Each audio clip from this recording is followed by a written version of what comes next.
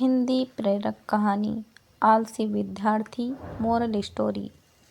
तो आज की कहानी है, भारत में पुराने ज़माने में गुरुकुल प्रथा चलती थी, जिसमें विद्यार्थी अपना घर बार सब छोड़कर पढ़ाई करने के लिए अपने गुरु के पास रहा करते थे और वहीं पर जीवन के अलग अलग विषयों में निपुणता हासिल करते थे। ऐसे ही एक गुरुकुल में कई सारे शिष्य अपने गुरु के पास रहकर पढ़ाई कर रहे थे। इस गुरुकुल में जो शिक्षक गुरु जी के रहे वो काफ़ी समझदार और शिष्यों को पढ़ाने में काफ़ी विद्वान थे और वह हमेशा इस बात पर जोर देते थे कि उनका एक भी विद्यार्थी जीवन में किसी भी क्षेत्र में पीछे नहीं रहना चाहिए। उनके गुरुकुल के सारे ही विद्यार्थी हर कला में बहुत ज़्यादा निपुण थे। फिर भी उनके गुरुकुल में एक ऐसा विद्यार्थी था जो बहुत ज़्यादा आलसी था। जैसे जैसे विद्यार्थियों का अभ्यास खत्म होने को आ रहा था, वैसे वैसे गुरुजी को आलसी विद्यार्थी की चिंता सताई जा रही थी। उन्हें पता था कि आलसी में इतनी शक्ति होती है कि वह किसी भी व्यक्ति को बर्बाद कर सकती है। इसलिए गुरुजी ने इस शिष्य को सुधारने के लिए मन ही मन एक योजना बनाई।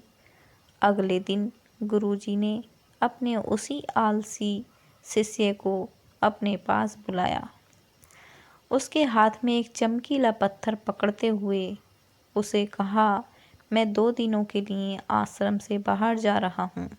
यह चमत्कारी पत्थर तुम्हारे पास रखना।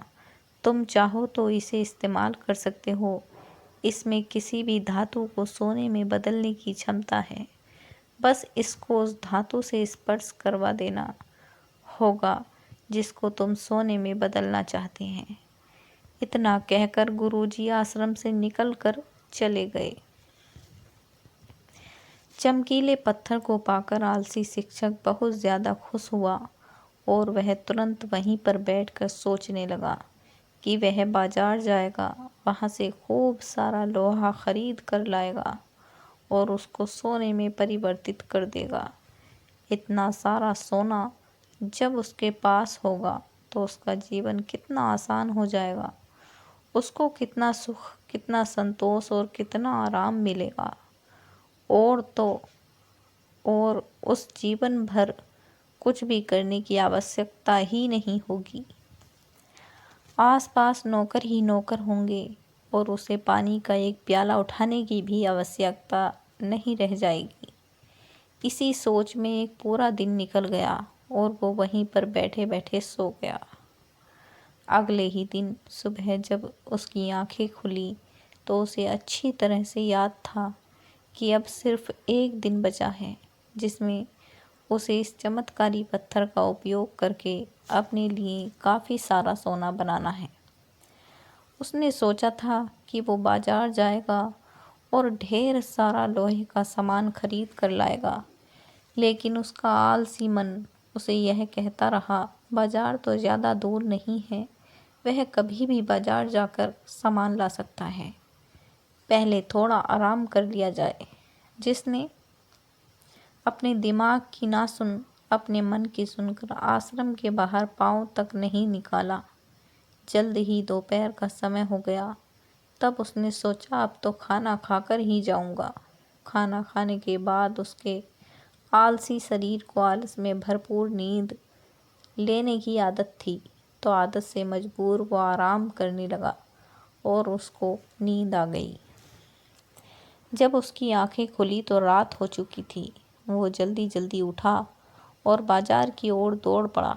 वहाँ रास्ते ही गुरुजी उसको आते हुए मिल गए। गुरुजी के पास आते ही वह गुरुजी के चरणों में गिर गया और उनसे इस चमत्कारी पत्थर को एक और दिन अपने पास रखने के लिए विनती करने लगा। पर गुरुजी नहीं माने और उसका ढेर सारा सोना पाकर जीवन में ऐशो आराम से जीने का सपना ही रह गया।